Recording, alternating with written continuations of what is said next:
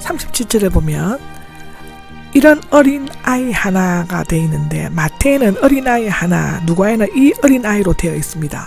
이제 예수님은 어린아이를 통해 시청각적 실물 교육을 시키려고 하였는데, 그러나 이것은 어린아이를 위한 교훈이 아니라 어린아이를 통한 어른들에게 위한 교훈이죠. 이 연기 설교는 첫 자리를 서로 빼앗으려는 오만한 제자들에게 있어서 극적인 견책의 채찍이었습니다. 그러나 이 채찍의 효력은 별로 없었죠. 왜냐하면 제자들은 그 후에도 여전히 첫째가 되려고 다투었기 때문인데, 내 이름으로 하고 마태복음 17장 5절을 주석을 보시면 됩니다. 18절입니다. 38절에는 요한이 나오죠. 공간복음서에서는 두드러지게 자신을 드러낼 적이 없는 요한이 여기에서 당당하게 나서고 있는 것은 앞서 누가 큰양의 논쟁에 의해 빚어진 당혹함에서 벗어남과 동시에 열정적인 전도 사례에 대해서 보고함으로써 은근히 칭찬을 기대했기 때문이었을 것이라고 합니다. 그러나 그것은 편협된 종파주의와 독선적인 자만심으로 냉철한 무관용주의를 나타낸다고 볼 수 있습니다. 여기에 이름으로가 나오는데 아마도 바로 앞에 있었던 내 이름으로라는 예수님의 말씀이 이 사건을 생각나게 했던 것 같습니다. 예수님의 이름을 불러 귀신을 내어 쫓아내는 것은 예수님의 견세를 빌어 쫓아내는 것을 의미한다고 사도행전 19장 13절에 나와 있습니다. 막았습니다가 나옵니다. 미알로 시장으로서 그를 제한하려고 애썼습니다 이 뜻인데, 그렇게 한 이유로 그가 우리를 따르는 사람이 아니었기 때문이라고 언급하고 있습니다. 자기들만이 옳고 남들은 틀렸다고 비난하는 소위 흑백 논리주의자들의 인간이 빠지기 쉬운 약점이며 가오인데요.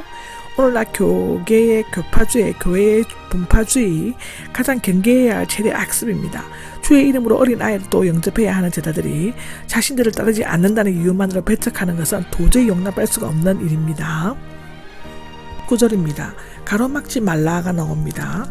문자적으로 그를 제한하려고 시도하지 말라는 뜻입니다. 자신들을 따르지 않는다고 해서 예수 이름으로 귀신을 내어쫓는 행위를 막지 말라는 것입니다. 아마도 이 사람들은 예수님의 병 고치는 것을 보았거나 소문으로 듣고 그 이름으로 병을 고칠 수 있었다고 하는데요.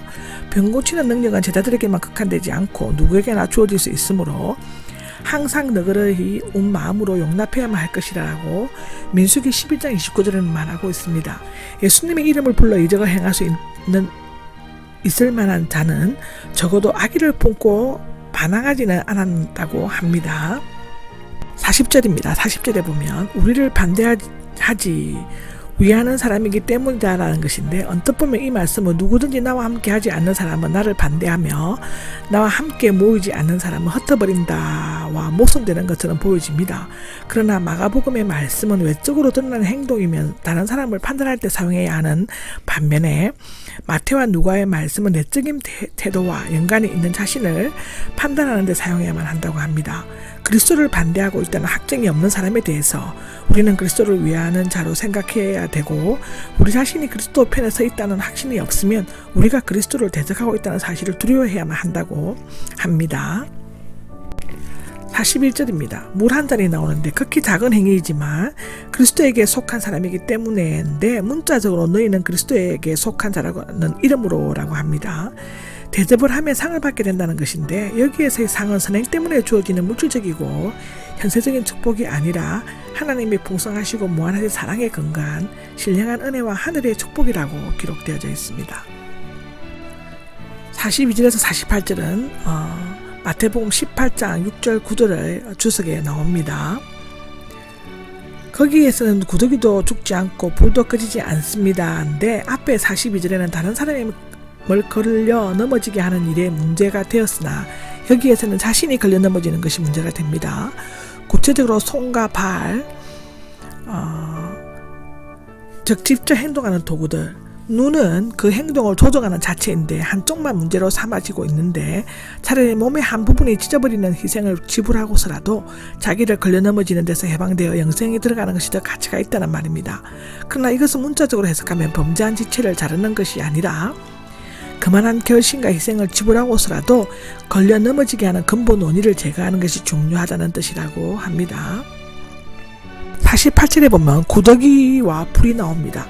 이사야 66장 24절에 인용한 것인데, 구더기는 마지막 심판 때 멸망받는 자의 부패된 것을 먹어치우고 불은 모든 오물들을 다 불태워버릴 것이다 라는 것입니다. 지옥에서 구더기도 죽지 않고 불도 꺼지지 않으므로 사람도 죽지 않고 영원히 꺼지지 않는 불에서 고통을 당하게 된다는 뜻입니다. 49절입니다. 49절은 모든 사람들은 소금에 절여지듯 불에 절여지게 될 것이다 라고 하는데, 소금은 맛을 내고 음식을 부패를 막는 데 쓰이지만 곡식, 예물과 향품에 뿌리며 정결케 하는 데에도 사용되었습니다.